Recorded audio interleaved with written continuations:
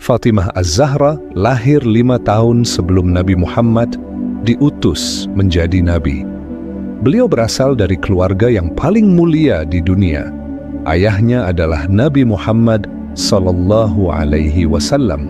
Sedangkan ibunya adalah Khadijah binti Khuwailid, wanita pertama yang memeluk Islam dan salah satu dari 4 wanita terbaik ahli surga. Fatimah memiliki 3 kakak perempuan, yaitu Zainab, Ruqayyah, dan Ummu Kultsum. Sebenarnya, Fatimah juga punya 2 saudara laki-laki sekandung, yaitu Al-Qasim dan Abdullah. Tapi, seperti yang udah kita ketahui, kedua putra Rasulullah itu meninggal dunia saat masih kecil. Fatimah juga disebut-sebut sebagai putri Rasulullah yang paling mirip dengan beliau, baik dari segi fisik, sifat, gerak-gerik, maupun cara dia berbicara. Aisyah radhiyallahu anha pernah berkata bahwa ia tidak pernah melihat seseorang yang tutur katanya dan gaya bicaranya paling mirip dengan Rasulullah selain Fatimah Az-Zahra. Rasulullah sangat menyayangi Fatimah Az-Zahra. Setiap kali beliau bepergian dan kembali dari perjalanannya, sebelum menemui istri-istrinya, orang pertama yang beliau temui adalah Fatimah. Jika Fatimah datang mengunjungi Rasulullah, Rasulullah akan berdiri, mencium, dan menyambutnya dengan penuh kasih sayang. Begitu juga sebaliknya, saat Rasulullah mengunjungi Fatimah, Fatimah selalu menyambut beliau dengan penuh kehangatan. Bahkan, saking sayangnya Rasulullah kepada Fatimah, sampai-sampai beliau menjuluki Fatimah dengan julukan Ummu Abiha, yang artinya ibu bagi ayahnya.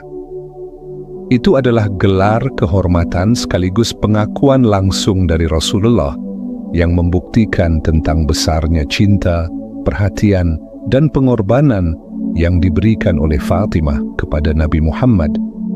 Rasulullah pernah mengungkapkan rasa sayangnya kepada sang putri dengan ungkapan yang luar biasa. Rasulullah bersabda, "Fatimah adalah bagian dariku. Siapa yang membuatnya marah, berarti membuatku marah." Dalam riwayat lain dikatakan, "Fatimah adalah bagian dariku. Aku merasa terganggu bila ia diganggu, dan aku merasa sakit jika dia disakiti." Sejak kecil, Fatimah Az-Zahra sudah menunjukkan keberanian yang luar biasa. Suatu hari saat Rasulullah sedang beribadah di depan Ka'bah, waktu beliau sujud, beberapa orang kafir Quraisy meletakkan kotoran unta di punggung beliau. Mereka tertawa terbahak-bahak, mengejek Nabi dengan penuh hinaan. Fatimah kecil yang mendengar kejadian itu langsung berlari menghampiri ayahnya. Sesampainya di sana, beliau segera membersihkan kotoran yang ada di punggung Rasulullah. Sambil menangis, Fatimah berkata, "Ayah, mengapa mereka menyakitimu seperti ini? Bukankah engkau membawa kebenaran untuk mereka?" Namun, Rasulullah dengan kelembutan hati yang luar biasa, beliau berkata, "Jangan bersedih, wahai putriku. Sesungguhnya Allah akan menolong ayahmu."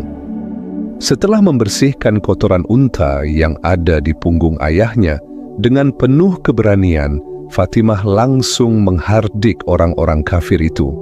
"Celakalah kalian, bagaimana bisa kalian tega melakukan ini kepada seseorang yang jujur dan amanah, seseorang yang tidak pernah menyakiti kalian."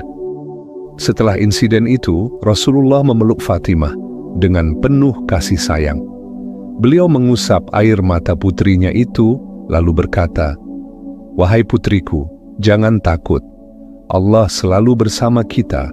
Allah pasti menjaga kita dari perbuatan orang-orang yang zalim."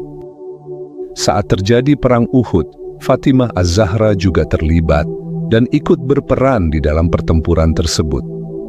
Fatimah dan beberapa perempuan lainnya ditugaskan untuk memenuhi kebutuhan para mujahidin, mulai dari mengangkat air, memberi minum, hingga merawat para pejuang yang terluka. Begitu juga saat Rasulullah terluka dan mengalami cedera yang cukup parah di perang tersebut, Fatimah Az-Zahra merawat sang ayah dengan penuh cinta dan kasih sayang. Pada suatu hari, seorang laki-laki mendatangi Rasulullah untuk melamar Fatimah. Laki-laki ini bukan sembarang orang, melainkan seseorang yang sangat dekat dengan Rasulullah. Beliau telah mempertaruhkan hidupnya, hartanya, dan jiwanya untuk agama Islam.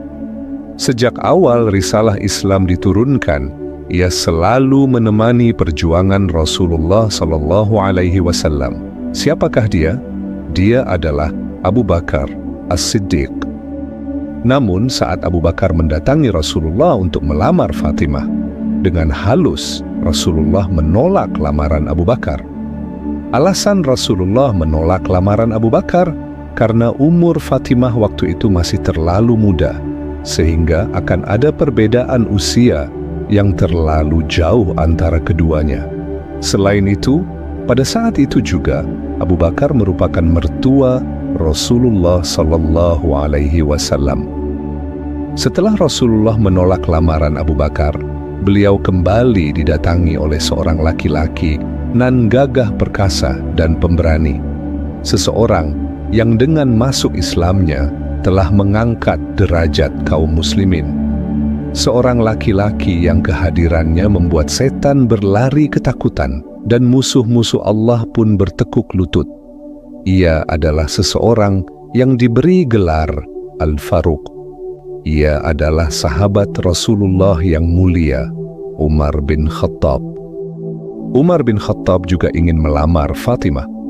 Umar datang ke rumah Rasulullah dan menyampaikan keinginannya untuk menikahi Fatimah radhiyallahu anha. Namun, lagi-lagi Rasulullah dengan halus menolak lamaran Umar dengan alasan yang sama bahwa Fatimah masih terlalu muda dan ada perbedaan usia yang terlalu jauh antara mereka. Setelah Rasulullah menolak lamaran Abu Bakar dan Umar, beliau kembali didatangi oleh sahabat yang lainnya, yaitu Abdurrahman bin Auf. Abdurrahman datang dengan membawa 100 ekor unta bermata biru dari Mesir, serta 10.000 dinar. Kalau kita uangkan ke rupiah saat ini, jumlahnya akan mencapai 50 miliaran.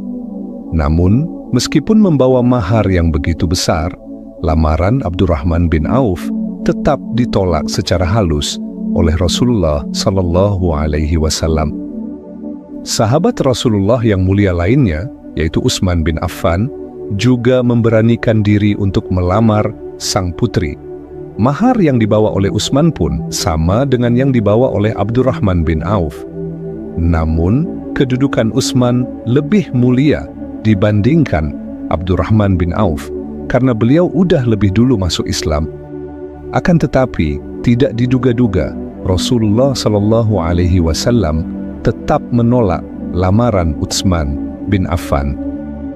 Akhirnya, datanglah seorang laki-laki yang dari kecilnya udah hidup di bawah asuhan Rasulullah. Dia rela mengorbankan nyawanya demi keselamatan Rasulullah. Dikenal dengan keberanian dan kehebatannya di medan pertempuran. Dialah pemilik pedang Zulfikar, pemegang panji Islam saat Perang Badar, dan sang penakluk benteng Khaybar saat sahabat mulia lainnya tidak berhasil menaklukkannya. Bahkan, saking mulianya pemuda ini, Rasulullah memberi dia gelar sebagai pintu ilmu. Ya, beliau adalah Ali bin Abi Thalib radhiyallahu anhu wa karamallahu wajhah. Sesampainya di tempat Rasulullah, Rasulullah pun menyambut Ali dengan penuh kebahagiaan sambil berkata, "Wahai saudaraku, ada keperluan apa? Silakan duduk." Namun saat itu, Ali merasa sangat gugup. Ia bahkan tidak bisa mengeluarkan sepatah kata pun. Melihat hal itu, Rasulullah pun menyadari gerak-gerik Ali yang tidak biasa. "Wahai Ali, ada keperluan apa?" tanya Rasulullah. Ali tetap diam dan tidak mampu berbicara. Rasulullah pun kembali bertanya, "Wahai Ali, apakah kedatanganmu ke sini karena ingin melamar putriku Fatimah?" Rasulullah langsung menanyakan inti dari kedatangan Ali. Mendengar hal itu, Ali pun langsung mengiyakan dengan senyuman. "Betul, wahai Rasulullah, aku ingin melamar Fatimah." Rasulullah kemudian kembali bertanya, "Apa yang kamu miliki untuk melamar putriku?" Ali menjawab, "Wahai Rasulullah, engkau pasti tahu betul kalau aku tidak memiliki banyak harta. Aku hanya memiliki 1 pedang, 1 baju perang, dan seekor unta tua." Rasulullah pun menjawab, "Pedang akan kau gunakan untuk berperang, sedangkan unta akan kau butuhkan untuk mengangkut barang dan air. Maka akan aku terima baju perangmu sebagai mahar untuk Fatimah." Rasulullah langsung menerima lamaran Ali. Namun, Ali kembali berkata untuk meyakinkan dirinya, "Ya Rasulullah, yang aku miliki hanyalah baju besi." Namun, Rasulullah dengan penuh kebijaksanaan menjawab, "Tidak apa-apa wahai Ali, aku menerimanya karena Allah. Sesungguhnya Allah sudah menikahkanmu dengan putriku Fatimah di langit, sebelum aku menikahkan kalian di bumi ini." Setelah mendengar kabar baik itu, Ali bin Abi Thalib segera menjual baju besinya. Baju besi itu hanya laku 400 dirham, dan seluruh uang hasil penjualannya langsung ia serahkan kepada Rasulullah.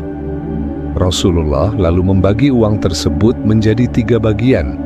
1 bagian untuk kebutuhan rumah tangga, 1 bagian untuk membeli wangi-wangian, dan 1 bagian lagi dikembalikan kepada Ali sebagai biaya untuk jamuan para tamu yang menghadiri pernikahan mereka. Sementara itu, saat Fatimah mengetahui bahwa dirinya akan dinikahkan dengan Ali, Fatimah pun menangis dengan terseduh-seduh. Maka Rasulullah pun bertanya, "Kenapa engkau bersedih, wahai putriku?" Lalu Fatimah menjelaskan kalau dirinya menangis bukan karena tidak mau menikah dengan Ali, akan tetapi dirinya tidak sanggup untuk berpisah dengan sang ayah, Rasulullah Muhammad sallallahu alaihi wasallam. Mendengar itu, Rasulullah pun bersabda, "Wahai putriku, aku akan menikahkanmu dengan seseorang yang Allah dan Rasul-Nya sangat mencintainya, dan orang itu juga sangat cinta kepada Allah dan Rasul-Nya." Pada hari pernikahan, Rasulullah memberikan hadiah yang sangat sederhana kepada putrinya, yaitu sehelai kain, bantal dari kulit yang diisi serat kurma, alat penggiling gandum, kendi air, dan beberapa peralatan rumah tangga lainnya. Setelah disiapkan semua kebutuhan, Rasulullah pun menikahkan Fatimah Az-Zahra dengan Ali bin Abi Thalib. Rasulullah kemudian bersabda, "Sesungguhnya Allah Azza wa Jalla telah memerintahkanku untuk menikahkan Fatimah putri Khadijah dengan Ali bin Abi Thalib. Maka saksikanlah, sesungguhnya aku telah menikahkannya dengan mahar 400 dirham dari nilai baju besinya Ali." Maka mulai hari itu, Fatimah pun resmi menjadi istri dari Ali bin Abi Thalib. Pada malam hari setelah pernikahan mereka, Fatimah berkata kepada Ali, "Wahai suamiku, dahulu di kota Madinah, ada seseorang yang selalu aku kagumi keberaniannya, dan hal itu selalu membuatku ingin tahu apa yang telah ia lakukan untuk agama ini." Ali yang mendengar hal itu mencoba untuk tetap tenang, namun dalam hatinya terselip rasa cemburu. Wajahnya berubah sedikit muram, dan ia memandang istrinya dengan tatapan penuh rasa ingin tahu. Meski demikian, tanpa menyembunyikan rasa cemburunya, Ali bertanya kepada istrinya, "Wahai Fatimah, istriku, apakah engkau menyesal karena tidak menikah dengannya dan justru menikah denganku?" Pertanyaan itu terlontar dari hati seorang suami yang penuh kecemburuan. Mendengar pertanyaan Ali, Fatimah tersenyum lembut dan menjawab, "Tentu tidak, wahai Ali suamiku. Justru aku merasa sangat beruntung karena lelaki yang aku ceritakan tadi adalah dirimu." Setelah menikah, Ali dan Fatimah dikaruniai 5 orang anak, 3 laki-laki dan 2 anak perempuan. Mereka adalah Hasan, Husain, Zainab, Ummu Kultsum, serta 1 lagi anak laki-laki mereka yang bernama Muhsin. Namun, Muhsin meninggal dunia ketika masih kecil. Mereka tinggal di sebuah rumah yang sederhana di Madinah. Ali bekerja keras untuk memenuhi kebutuhan keluarga, sementara Fatimah mengurus pekerjaan rumah tangga. Fatimah sering menggiling gandum dengan tangannya sendiri, sehingga membuat kedua tangannya lecet. Ia juga sering mengambil air dari sumur sendiri, sehingga membuat pundaknya terluka karena beban berat yang beliau pikul. Melihat keadaan istrinya itu, Ali pun merasa sedih. Pada suatu hari, ia berkata kepada Fatimah, "Wahai istriku, aku merasa kasihan melihatmu bekerja begitu berat. Mengapa kita tidak meminta Rasulullah agar memberikan seorang pembantu untuk membantu pekerjaan rumah kita?" Mendengar itu, Fatimah pun setuju. Lalu beliau mendatangi ayahnya untuk menyampaikan permintaan itu. Sesampainya di tempat Rasulullah, Fatimah pun mengungkapkan keinginannya. "Wahai ayah, aku merasa lelah dengan pekerjaan rumah tangga yang berat. Maukah engkau memberikan seorang pembantu untuk meringankan pekerjaanku?" Rasulullah mendengar permintaan putrinya dengan penuh perhatian. Lalu beliau berkata, "Wahai putriku, aku tidak bisa memberikan seorang pembantu kepadamu, sementara para ahli sufah, yaitu orang-orang miskin yang tinggal di sekitar Masjid Nabawi, masih membutuhkan bantuan yang lebih besar. Wahai putriku, maukah engkau aku ajarkan sesuatu yang lebih baik bagimu daripada seorang pembantu?" Rasulullah kemudian melanjutkan ucapannya, "Sebelum tidur, ucapkanlah Subhanallah 33 kali, Alhamdulillah 33 kali, Allahu Akbar 33 kali. Itu lebih baik bagimu daripada seorang pembantu." Fatimah mendengar nasihat ayahnya dengan penuh perhatian. Ia pun menerima ajaran itu dengan hati yang ikhlas. Ketika kembali ke rumah, Fatimah menceritakan hal itu kepada suaminya. Ali kemudian berkata, "Demi Allah, ini hadiah terbaik yang bisa kita terima dari Rasulullah. Rasulullah tidak pernah mengajarkan sesuatu kecuali pasti membawa kebaikan." Fatimah dikenal sebagai wanita yang sangat dermawan, tidak hanya dalam berbagi harta tetapi juga di dalam doa-doanya. Pada suatu malam, Ali bin Abi Thalib melihat Fatimah sedang berdoa dengan khusyuk. Namun, yang membuat Ali terharu adalah isi doanya. Ia memohon kebaikan untuk umat Islam, untuk tetangganya, dan untuk orang-orang di sekitarnya, tetapi ia tidak memohon apapun untuk dirinya sendiri.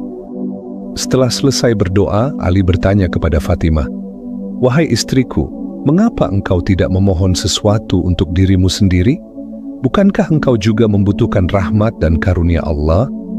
Fatimah tersenyum lembut dan menjawab, "Wahai suamiku, aku lebih suka mendoakan orang lain dahulu, karena aku yakin Allah tidak akan meninggalkan diriku." Pada suatu hari, kedua putra mereka yaitu Hasan dan Husain jatuh sakit. Ali dan Fatimah kemudian bernazar untuk berpuasa selama 3 hari jika anak-anak mereka sembuh. Setelah Hasan dan Husain sembuh, mereka menjalankan nazar itu. Namun, anehnya, selama 3 hari berturut-turut, ketika tiba waktu berbuka, selalu datang seorang fakir miskin, anak yatim, dan tawanan yang meminta makanan kepada mereka. Tapi yang luar biasanya, Ali dan Fatimah selalu memberikan seluruh makanan yang mereka gunakan untuk buka puasa kepada para tamu tersebut, meskipun mereka sendiri hanya berbuka dengan meminum air. Kedermawanan Fatimah dan Ali ini diabadikan dalam Al-Quran, Surat Al-Insan ayat 8-9.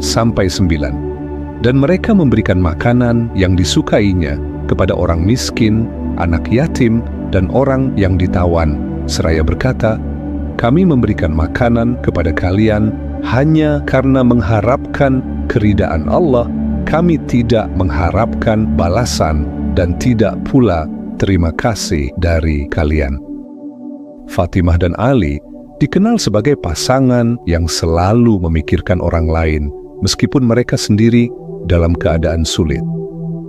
Ali bin Abi Thalib pernah berkata, "Jika ada seorang muslim yang lapar, sedangkan aku memiliki sesuatu untuk dimakan, maka aku tidak akan pernah merasa tenang sebelum membantunya."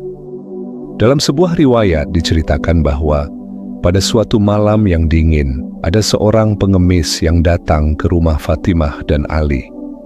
Pengemis itu berkata, "Wahai keluarga Rasulullah, aku membutuhkan sesuatu untuk menghangatkan tubuhku.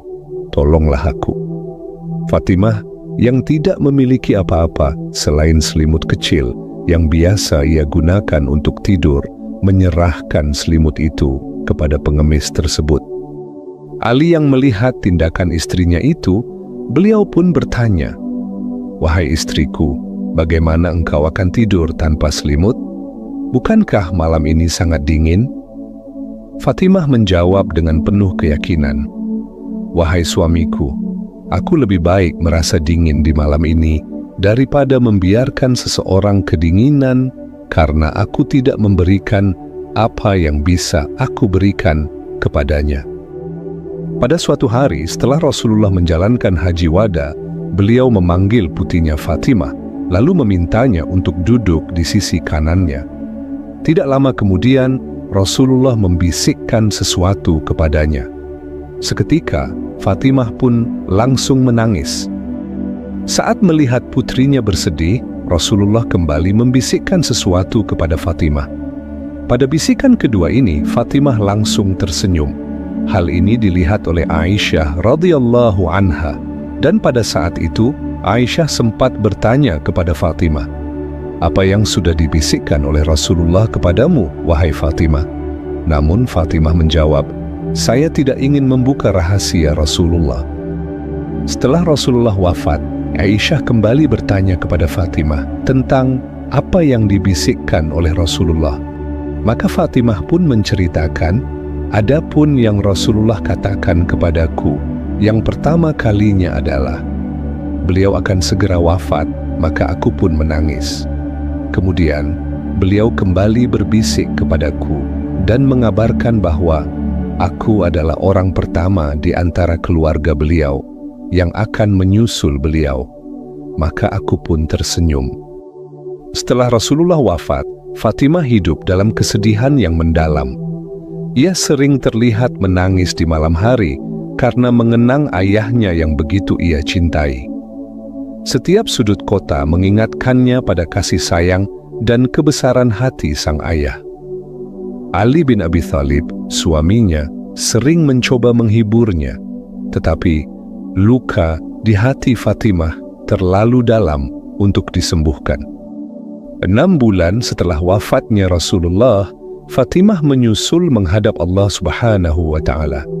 Fatimah wafat pada hari ketiga bulan Ramadan tahun 11 Hijriah. Beliau dimakamkan di pemakaman Baqi. Sesuai dengan wasiatnya, hanya segelintir orang yang hadir dalam pemakamannya. Ali bin Abi Thalib memimpin prosesi pemakaman istrinya itu. Ia mengusung jenazah istrinya dengan tangan yang gemetar. Ketika Ali bin Abi Thalib memasukkan jenazah Fatimah ke dalam liang lahat, beliau pun menangis dengan terseduh-seduh. Melihat ayahnya itu, Hasan pun bertanya, "Wahai ayahku, apa yang membuatmu menangis sedemikian rupa?" Ali pun menjawab dengan penuh haru, "Wahai putraku Hasan, aku teringat pesan kakekmu, Rasulullah sallallahu alaihi wasallam. Beliau bersabda, kelak jika putriku Fatimah telah tiada, maka akulah yang akan pertama kali menerima jasadnya di liang lahat.